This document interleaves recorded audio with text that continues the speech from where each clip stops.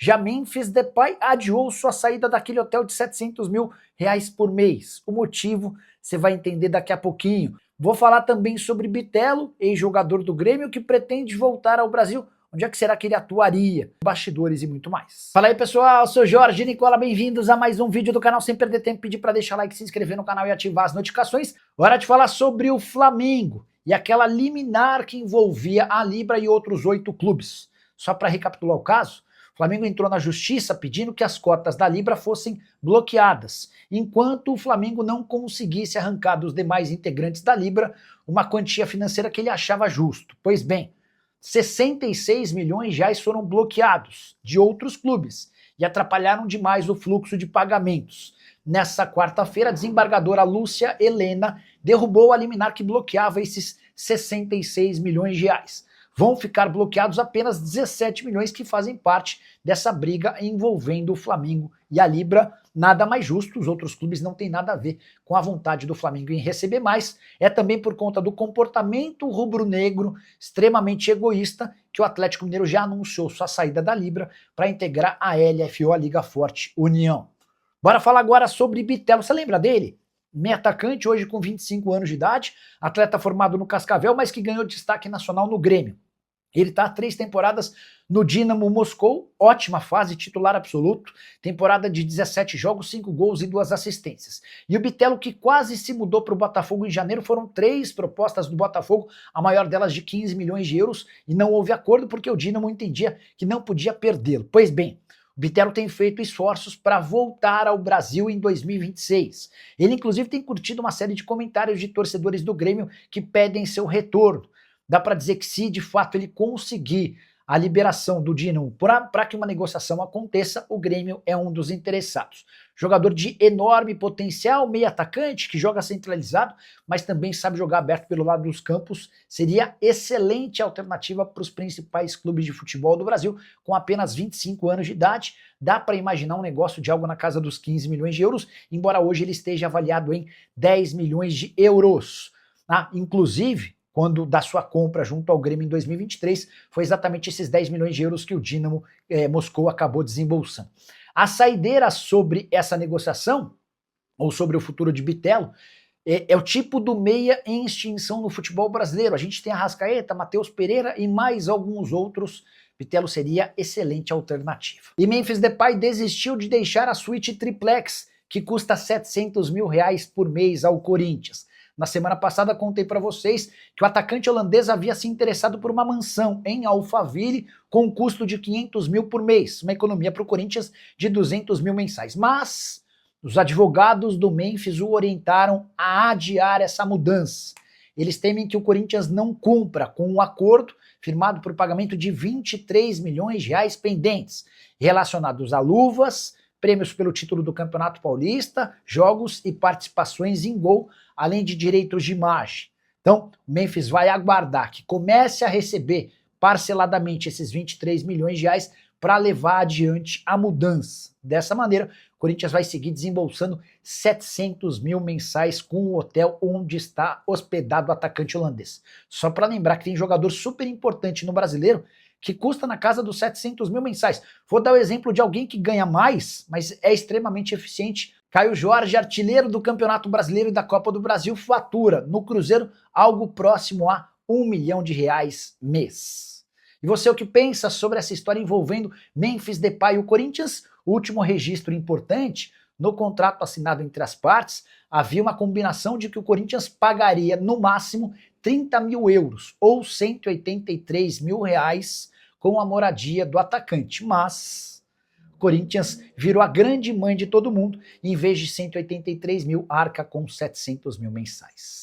Bora falar agora sobre o Campeonato Paulista. Nessa terça-feira, a Federação reuniu clubes e imprensa para anunciar o formato do Paulistão de 2026 e quero contar que os times terão uma redução de 25% da cota do Paulistão.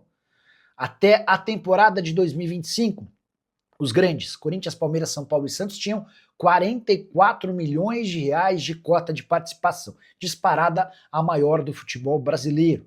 Os demais clubes que disputam a Série A1 do Paulista recebem valores proporcionais ao tempo em que eles estão na primeira divisão, partindo de 10 milhões de reais para 11, 12, 13. Quanto mais tempo na primeira divisão, maior a sua cota de participação. Pois bem, por conta da redução no número de datas, o Campeonato Paulista cai de 16 para 11 datas, houve a necessidade de uma redução em 25% das receitas. Então, Corinthians, Palmeiras e São Paulo e Santos, que tinham direito a 44 milhões de reais até o campeonato desse ano, vão ganhar 33 milhões de reais. É importante dizer também, ou ainda, que a federação negocia e busca uma empresa que queira comprar os name rights do campeonato.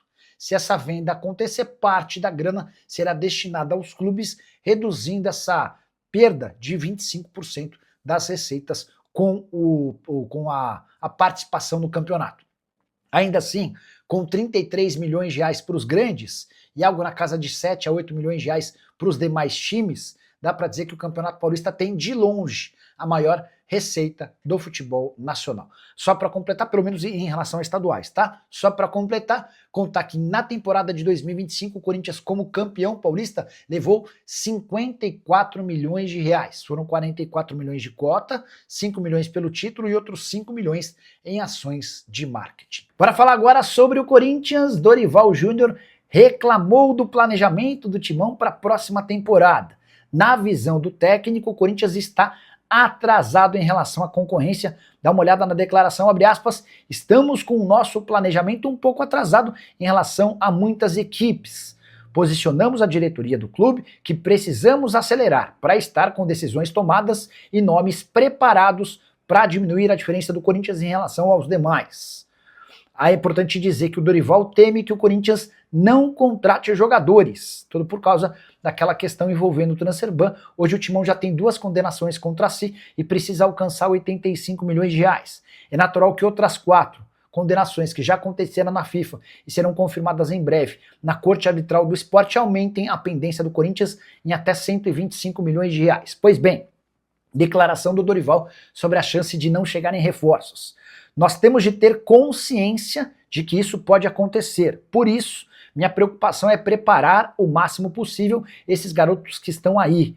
Não seria o ideal nem o correto, mas é o caminho que temos, diz o Dorival, falando especificamente, por exemplo, sobre o Dieguinho, que foi titular na última partida do Corinthians, derrota por 1-0 para o Ceará. O atacante deixou excelente impressão. Guinegão, entre vários outros, também já ganharam muitos minutos ao longo da temporada. Só para completar, em relação ao Corinthians, semana de folga por conta da data FIFA, Timão que perdeu as 2 últimas partidas e despencou para o 13º lugar no Campeonato Brasileiro. É só importante lembrar que, apesar de já estar falando sobre o planejamento, o Dorival precisa do título da Copa do Brasil, sob o risco de ser demitido, dispensado pelo presidente Osmar Stabile. E você, gostaria de ter o Dorival em 2026 ou o ciclo já acabou? Use espaço para comentário, só não esquece de deixar o like, se inscrever no canal. Hora de falar sobre o Corinthians. Formação curiosa.